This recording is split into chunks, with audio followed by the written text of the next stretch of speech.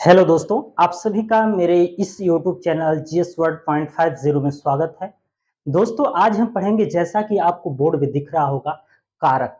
कारक एक महत्वपूर्ण टॉपिक है। लगभग 1 या 2 प्रश्न हर एग्जाम में आते हैं। तो हम इसको यूपीएसआई की दृष्टि से ये जो टॉपिक है कारक या परसर्ग, ठीक, कारक और परसर्ग दोनों एक ही होता है। आप इसको जरूर क्लियर कीजिएगा क्योंकि अगर एग्जाम में ऐसा पूछ दिया तो हमसे गलती हो सकती है। तो दोस्तों हम क्या करेंगे, आज पढ़ेंगे कारक या परसर्ग। ठीक, कारक या परसर्ग। कारक कितने प्रकार के होते हैं, कारक की संख्या कितनी होती है, 8 होती है। ये आपको इंपॉर्टेंट है, ये पूछा गया प्रश्न है। ठीक, कारक की ये विभक्ति है और कौन सा कारक है इसको ध्यान दीजिएगा आप लोग। और ये दोस्तों अगर आप 2-3 बार लगातार इसका रिवीजन कर दिए और मुझे लग रहा है कि 10-20 बार कर दिए तो आपको कारक याद हो जाएगा। कहीं कोई ट्रिक अपनाने की जरूरत नहीं है। ठीक, उसको सिर्फ हमको लग रहा है 10 से 20 बार अगर आप सिर्फ पढ़ देंगे, 8 लाइन है, 8 लाइन को 20 बार पढ़ देंगे तो आपको रटने या कोई ऐसी चीज करने की जरूरत नहीं, ऑटोमेटिक वो दिमाग में बैठ जाता है। हालांकि ऐसे लोग पढ़ते हैं और उनको आ भी जाता है, कोई इसमें बहुत टफ या चीजें नहीं है। ठीक, तो हम क्या पढ़ेंगे, ये 8 कारक हैं। अब देखिए 8 कारक की विभक्ति क्या है और 8 कारक के नाम क्या है।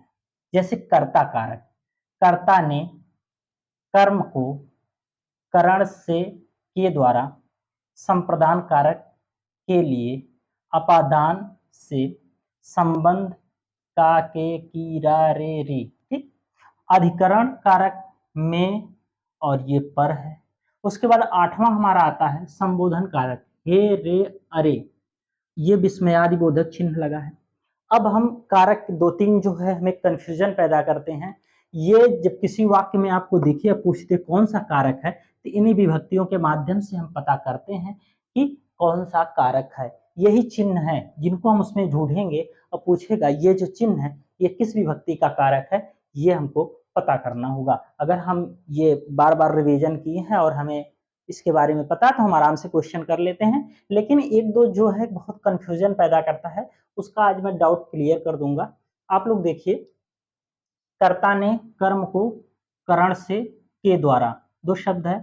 इसके बाद ये से यहां भी है और से यहां भी है, से यहां भी है और से यहां भी है। अब से, इस से में और इस से में अंतर बताएंगे हम आपको। जैसे वह कुल्हाड़ी से लकड़ी काटता है, उदाहरण के माध्यम से बताएंगे तो आपको अच्छे से समझ में आएगा। वह कुल्हाड़ी से लकड़ी काटता है। ठीक, इसमें क्रिया का बहुत प्रभाव है। जैसे किसी के माध्यम से कोई कार्य किया जाता है तो वहां वहां अगर से विभक्ति आए तो कौन सा होगा, आपका होगा या करण। किसी के माध्यम से कोई कार्य किया जाए, ये इतना आपके अपने दिमाग में बैठिएगा। जैसे कुल्हाड़ी से लकड़ी काटना एक कार्य किया जा रहा है, क्रिया पे सीधा प्रभाव पड़ रहा है। ठीक, क्रिया पर सीधा प्रभाव पड़ रहा है, इसलिए यहाँ कुल्हाड़ी से या कुल्हाड़ी के द्वारा लकड़ी काटता है, वह कुल्हाड़ी से या कुल्हाड़ी के द्वारा लकड़ी काटता है, तो दोनों यहाँ बैठ सकता है। इसलिए किसी क्रिया पर डायरेक्ट प्रभाव जब पड़ता है, जैसे कुल्हाड़ी से लकड़ी काटना से मतलब किसी कार्य कुल्हाड़ी से किया जा रहा है, मतलब किसी का कार्य का होना पाया जाए तो वहां क्या होगा, कर्ण विभक्ति होगी। अब वहीं अपादान, अपादान में क्या देखिए से यहाँ इससे यहाँ, इसीलिए हम इसको क्लियर कर रहे हैं। यहाँ किसी कार्य का होना पाया जाए, लकड़ी से कुल्हाड़ी का, सॉरी, कुल्हाड़ी से लकड़ी काटना। उसके बाद हम इस विभक्ति से पर आते हैं। ये यहाँ गलत निशान लग गया, इसका ये होगा। ठीक, ये इसका होगा। देखिए हिमालय से गंगा निकलती है, क्या है, हिमालय से गंगा निकलती, ये से विभक्ति है। और यहाँ भी से दिया था, यहाँ कोई कार्य हो रहा है लेकिन से यहाँ जब लगा है, यहाँ अलगाव का भाव है। जैसे हिमालय से गंगा निकलती मतलब हिमालय से गंगा निकलकर अलग हो रही है। ठीक, अलग हो रही है। उसके बाद जैसे एक और उदाहरण हम लेते हैं, यहाँ परफेक्ट होगा इसी अलगाव के भाव से। पेड़ से पत्ता, पत्ता गिरता है। पेड़ से पत्ता गिरता है, मान लो ये पेड़ है।